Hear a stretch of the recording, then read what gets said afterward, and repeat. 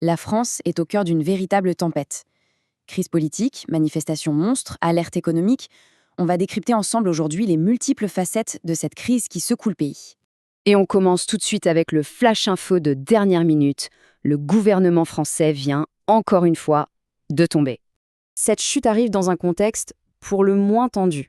Imaginez, 1,5 million de personnes sont dans la rue en ce moment même à travers toute la France. Et comme si ça ne suffisait pas, un autre coup dur. La note de crédit du pays vient d'être dégradée. C'est un très mauvais signal, on parle quand même de la deuxième économie d'Europe. Bon, alors essayons de mettre de l'ordre dans tout ça.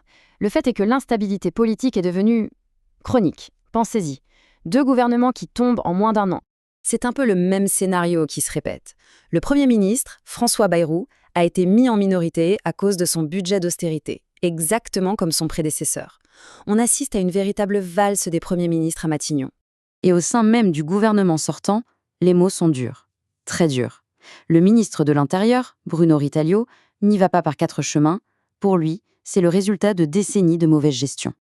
Alors justement, au-delà de la politique, qu'est-ce qui se cache derrière ce chaos ? Eh bien, pour comprendre, il faut regarder les chiffres. Et attention, ils donnent le vertige. On parle d'une dette nationale qui a littéralement explosé. Le chiffre, 3 350 milliards d'euros. C'est un montant qui est difficile même à se représenter. Alors, pour mettre ce chiffre en perspective, c'est ça qui est important. Cette dette, elle représente 114% de tout ce que le pays produit en un an. Je répète, 114%. C'est presque le double de la limite autorisée par l'Union européenne, qui est de 60%. Et le problème ne s'arrête pas là. Le déficit aussi est dans le rouge, bien au-delà des règles européennes. Et le pire, c'est que les prévisions montrent que la dette va continuer de grimper, ce qui veut dire que la France aura de moins en moins de marge de manœuvre en cas de nouvelle crise. Mais bon, les milliards et les pourcentages, ça peut paraître abstrait.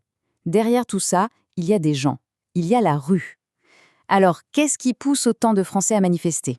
En fait, la colère est multiple. Il y a bien sûr cette fameuse réforme des retraites qui a mis le feu aux poudres, mais il y a aussi la précarité au travail, ce sentiment que les inégalités se creusent. Bref, un vrai malaise social. Et ça nous amène à une question assez fascinante. Comment se fait-il que cette même population, qui a accepté il y a quelques années des restrictions très lourdes sur ses libertés, refuse aujourd'hui aussi catégoriquement l'austérité économique ? Pour essayer de comprendre ce paradoxe, il faut faire un petit retour en arrière. Direction 2015, une année qui a vraiment tout changé. 2015, c'est vraiment l'année de tous les contrastes. En janvier, après Charlie Hebdo, on a des millions de personnes qui marchent pour la liberté d'expression. Et puis en novembre, après l'horreur du Bataclan, eh bien une majorité écrasante de la population soutient un état d'urgence qui, justement, restreint ses libertés. C'est un revirement spectaculaire. Alors, les spécialistes ont un mot pour expliquer ça. La sécuritisation. L'idée, c'est simple. Un gouvernement prend un sujet, ici le terrorisme, et le présente comme une menace absolue, une menace existentielle. Et c'est exactement ce qu'a fait le gouvernement de l'époque. Souvenons-nous des mots de François Hollande. « La France est en guerre ». Ces mots, très forts, ont servi à justifier des mesures d'exception. En gros, le message était « la sécurité d'abord, le reste après ». Bon, on a vu la crise politique, la crise économique, la crise sociale, mais il manque une dernière pièce au puzzle, et elle n'est pas des moindres. Pourquoi est-ce que cette crise française, au fond, nous concerne tous en Europe, et même au-delà ? Parce que les enjeux, soyons clairs, sont immenses.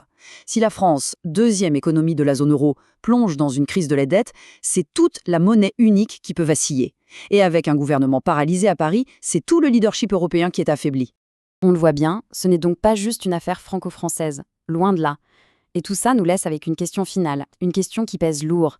Avec un centre politique qui semble s'effondrer et la rue qui gronde, quel chemin la France va-t-elle prendre ? Et surtout, où est-ce que ce chemin va mener le reste de l'Europe ?